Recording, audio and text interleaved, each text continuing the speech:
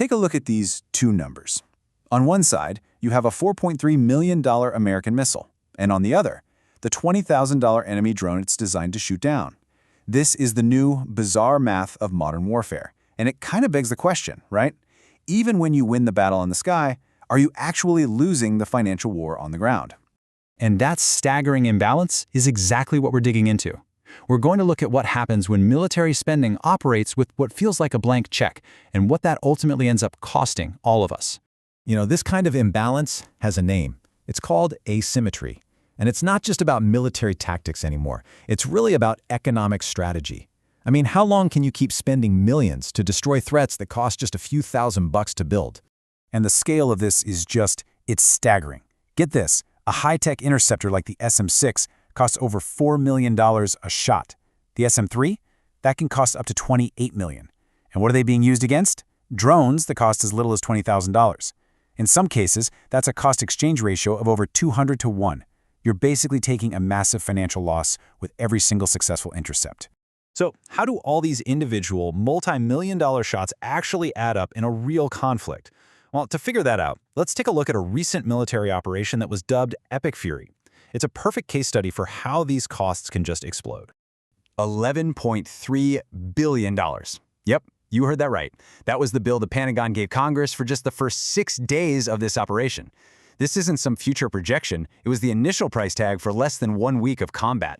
If you break that down, it comes out to a burn rate of almost $2 billion a day. That's the sheer financial velocity of a modern conflict, and it's fueled by exactly the kind of expensive munitions we were just looking at.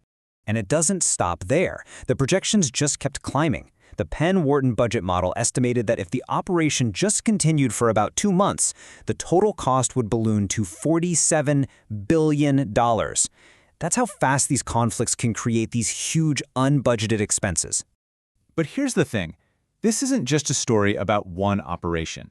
It's really about a financial system deep inside the government that seems almost designed to handle and maybe even enable this kind of massive spending, often with very little real oversight.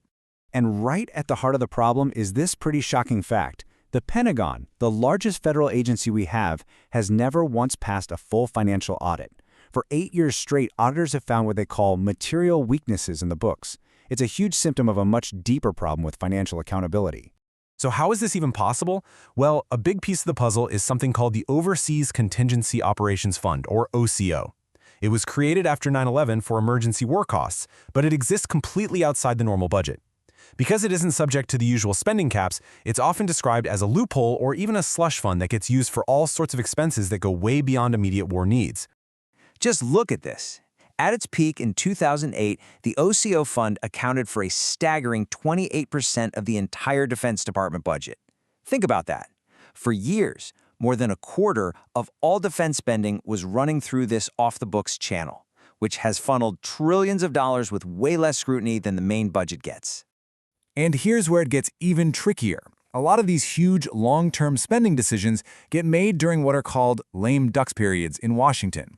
This is that weird time after an election, but before the new folks take office, when an outgoing administration or Congress has way less political accountability, but they can still make decisions that lock in trillions in spending for years and years to come. You know, the sheer scale of the money we're talking about is it's hard to wrap your head around. A recent report showed the Pentagon has nearly $5 trillion in assets and about the same amount in liabilities. The complexity of it all makes a clean audit a monumental task, one that, as we've already seen, has never actually been done successfully. Okay, so what's the end game here? What happens when you mix asymmetric warfare, these massive conflict costs, and all these budgetary loopholes? Well, you have to borrow money. A lot of it. And that leads us to the final and maybe the most important consequence of all, the spiraling interest on our national debt. When you look at the projected spending growth over the next decade, one category just explodes past everything else. It's not even close. Net interest payments on the national debt are set to grow by 106%. That completely blows past the growth for Social Security and Medicare. It is by far the single fastest growing expense in the entire federal budget. And this leads us to a pretty wild and sobering milestone. By the year 2028, the U.S. government is projected to spend more money just paying interest on its old debt than it does on the entire Medicare program. And if you follow that red line out, the long-term trajectory is even more dramatic. It's on a collision course to become the single largest government expenditure by the year 2048. Let me say that again. More money will go to servicing past debt than to national defense, Social Security, or anything else. So what do all of these enormous abstract numbers really mean for you, for every single taxpayer? Let's put it this way. By 2026, for every single dollar you pay in federal taxes, 19 cents won't go to roads, or schools, or defense. It will go directly to paying interest on the national debt. That's nearly a fifth of all federal revenue, just gone before it can be used to fund any actual services for the country.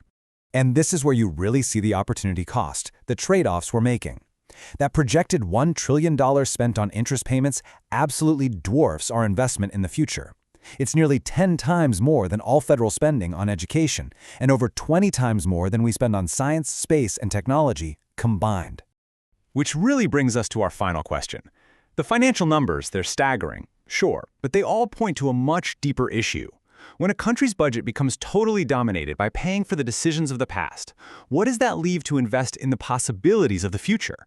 What is the real cost of a blank check?